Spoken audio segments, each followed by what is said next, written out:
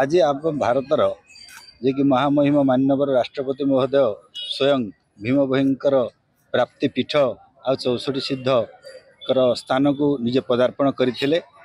पुष्पमाल्य अर्पण कले आ महाप्रभुंर यज्ञ मंडप उपस्थित रही साधु सन्त आशीर्वाद भिक्षा ग्रहण कर स्थानर केमती उन्नति हेब भीम भयंकर केमती प्रसार प्रसार क्षेत्र में अग्रसर आगे बढ़ी चलो तार उपर रहीचु से कथा बुझापी प्रतिश्रुति देते।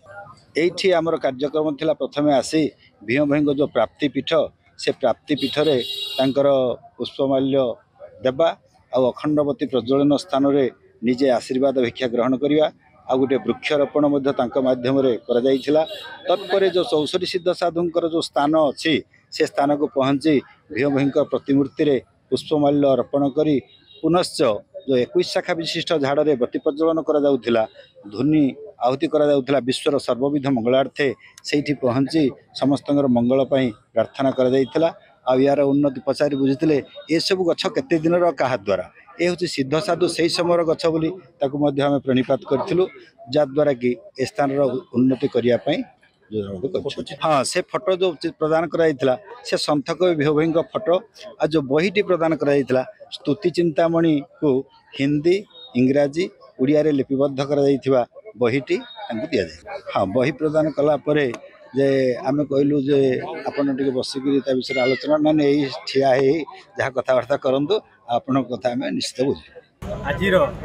ऐतिहासिक दिन में आम ओडिशार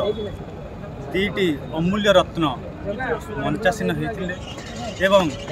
आम गहण अनेक साधु सन्थ समागम एवं जगत भक्त समागम आज ऐतिहासिक घटना घटी जो भीम भयंकर बाणी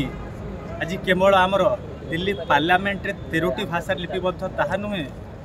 जातिसंघ यूएन रे जाई स्थान पाई कौन से बाणी ना monumental miseries of individual soul who can endure and witness may my soul be condemned for their universal welfare प्राणी आरत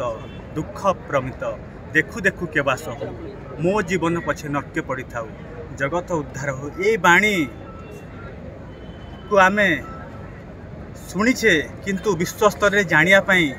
आम महामहिम राष्ट्रपति श्रीमती द्रौपदी मुर्मू महाशया शपथ पाठ ग्रहण समय कहीकि भारतर प्रत्येकटी कोन अनुकोण में महाधर्म प्रचार करते केवल भारत नुहे विश्व स्तर में जी देखुले समस्ते जापारे जे केमिति ओडिया माटीर त्याग तपस्या आज केवल ओडिशा रे सीमित नुहे विश्व स्तर में जाई पहुँचला केवल जीवनटा केमिति त्याग तपस्यापूर्ण भाव में बंचा जाए ताहा महिमा धर्म विश्व को शिखाए ताहा आज खूब सुंदर भाव भाव भाषण में आमको उद्बोधन कले और जनइले जे जीवन को आम केमी त्याग तपस्यापूर्ण बच महामहिम राष्ट्रपति आम कंधरा मधुपुर एवं कांकणपड़ा गस्त अवसर आसता बहुत खुशी महिमा साधु सन्थ मैंने बहुत आनंद और बहुत उल्लास आ महामहिम प्रत्येक से कहते महिमा धर्मर भीम भयंकर रचित साहित्य को जातीय स्तर में आंतर्जातीय स्तर सब क्षेत्र में पहुँचे और समस्त स्कूल अध्ययन कर चेयर रही से बहुत खुशी आम से बहुत खुशी आपको जाइए जो अच्छी कंधरा ज्ञानपीठ कौन कहले से कौन आलोचना है को महामहिम राष्ट्रपति किसी आलोचना करना किंतु कहते कौन पुष्पमाल्य अर्पण कले परिक्रमा कले साधु सन्थ आशीर्वाद ने ध्वनि मंडप आसिले से आरती कले आरती मृताहुति है से समस्त आशीर्वाद साधु सन्थ जहाँ समस्त आशीर्वाद देखिए से महाआनंद कले बहुत आनंद खुशी से धर्म प्रचार विदाय।